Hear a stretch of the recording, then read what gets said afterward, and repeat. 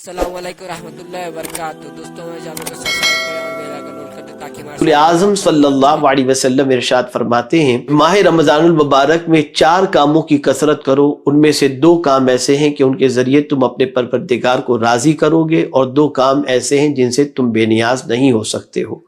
वो 2 काम जिनके ज़रिए खुदाए पाक जल्ल जलालहू की खुशनुदी हासिल होगी वो ये हैं, ला इलाहा इल्लल्लाह का विर्द करना, और दूसरा काम है खुदाए पाक जल्ल जलालहू से मग़फ़िरत तलब करते रहना। और वो 2 चीज़ें जिनसे तुम बेनियाज नहीं रह सकते ये हैं जन्नत का सवाल करना, दोज़ख से पनाह मांगना। तो ला इलाहा इल्लल्लाह की फजीलत आपने समाअत फरमा ली। अब मैं आपको कुछ इस्तिग़फ़ार की फजीलत बता दूं, क्योंकि हमारी कौम जब तक के फ़ायदा नहीं सुनती उस वक्त तक उस पर अमल के लिए तैयार भी नहीं होती। आप ज़रा सोचे तो सही कि कितना मुबारक महीना है। रसूल रहमत सल्लल्लाहु अलैहि वसल्लम को अपनी उम्मत की कितनी फिक्र है कि हदीस के अंदर आकाए करीम सल्लल्लाहु अलैहि वसल्लम फरमाते हैं, जो 2 चीज़ें जिनसे तुम अल्लाह को राज़ी कर सकते हो वो कलिमा तैयबा और इस्तिग़फ़ार है। आप ज़रा सोचो, हम पूरा साल पूरी ज़िंदगी अपने रब को नाराज़ करने के अंदर गुजार दी, लेकिन आकाए करीम सल्लल्लाहु अलैहि वसल्लम फरमाते हैं कि अगर तुम माह रमज़ानुल मुबारक में इन 4 चीज़ों की कसरत करो, जिनमें से 2 चीज़ें ऐसी हैं कि उनकी कसरत से अल्लाह राज़ी होता है, उसमें से पहली चीज़ कलिमा तैयबा और दूसरी चीज़ इस्तिग़फ़ार। अब आप मुझे बताएं कि अगर अल्लाह राज़ी हो गया तो फिर हमें किस चीज़ की कमी है? तो हमें चाहिए कि माह रमज़ान के दिनों के अंदर कसरत करें इस्तिग़फ़ार की, कसरत करें कलिमा तैयबा की। मैं आज कुछ इस्तिग़फ़ार के सिलसिले में आपके सामने फजीलत बयान कर दूं, ताकि आप इस्तिग़फ़ार की फजीलत को सुनने के बाद अल्लाह की बारगाह के अंदर मग़फ़िरत तलब करने के अंदर कोताही कतई तौर पर न बरतें। कुरान मुक़द्दस में रब्बे क़दीर जल्ल जलालहू ने फरमाया, वमन यअमल सूअन औ यज़लिम नफ़्सहु सुम्मा यस्तग़फ़िरिल्लाह यजिदिल्लाह गफ़ूरर रहीमा।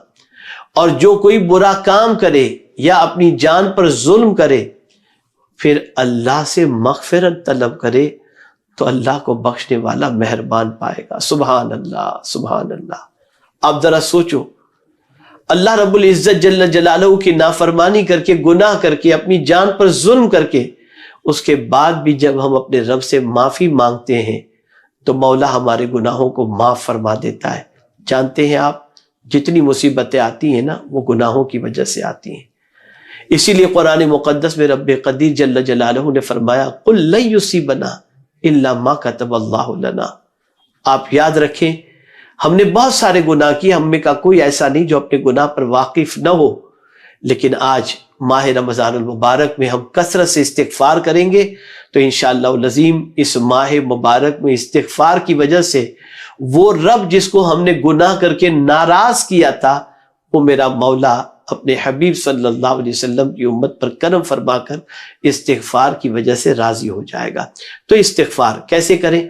अस्तग़फ़िरुल्लाह रब्बी मिन कुल्लि ज़ंबिन व अतूबु इलैह, अस्तग़फ़िरुल्लाह रब्बी मिन कुल्लि ज़ंबिन व अतूबु इलैह, अस्तग़फ़िरुल्लाह रब्बी मिन कुल्लि ज़ंबिन व अतूबु इलैह।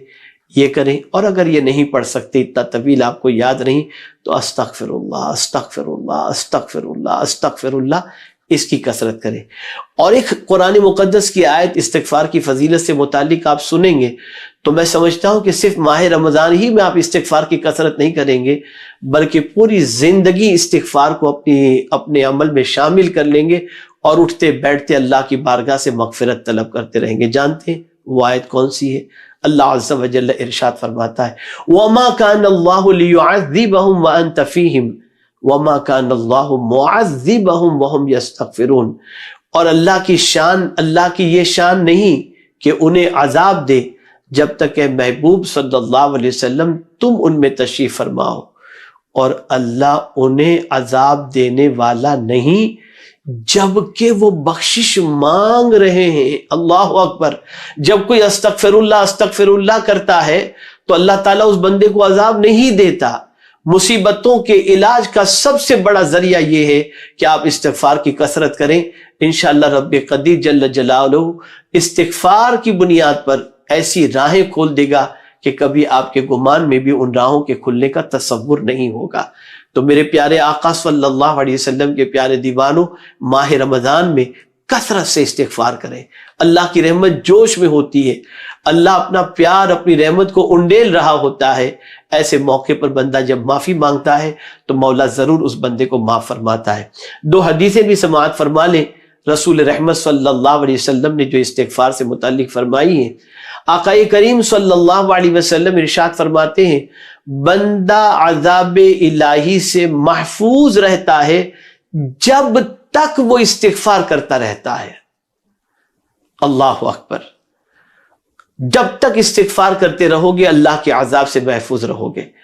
اور رسول اعظم صلی اللہ علیہ وسلم نے ایک اور مقام پر مسند احمد کی یہ حدیث ہے، ارشاد فرمایا، اللہ تعالیٰ جب جنت میں نیک بندے کے درجے کو بلند فرمائے گا تو بندہ عرض کرے گا، پروردگار یہ مرتبہ مجھے کیسے ملا؟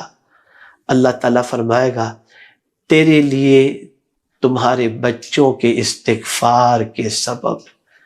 یعنی اگر بچہ اپنے ماں باپ کے لیے مغفرت کی دعا کرتا ہے تو اس کی وجہ سے رب قدیر اس کے ماں باپ کو بلند درجے عطا فرماتا ہے۔ اے رسول رحمت صلی اللہ علیہ وسلم کے دیوانوں، ہر نماز کے بعد اپنے ماں باپ کے لیے مغفرت کی خاص طور پر دعا کریں، لیکن ماہ رمضان کے اندر اپنے لیے، اپنے پیارے حبیب صلی اللہ علیہ وسلم کی امت کے لیے، اپنے والدین کے لیے، اپنے اساتذہ کے لیے، مومنین کے لیے، سب کے لیے مغفرت کی دعا کریں۔ مجھے یہاں پر ایک حدیث شریف یاد آ گئی، اعلیٰ حضرت عظیم البرکت امام عشق و محبت نے الامن والعلا کے اندر ایک حدیث مبارکہ نقل فرمائی ہے۔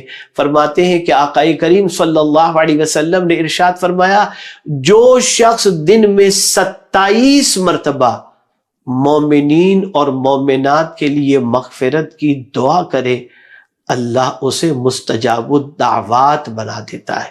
تو میرے پیارے آقا صلی اللہ علیہ وسلم کے پیارے دیوانوں، ماہ رمضان میں کلمہ طیبہ کی بھی کثرت کریں اور استغفار کی بھی کثرت کریں۔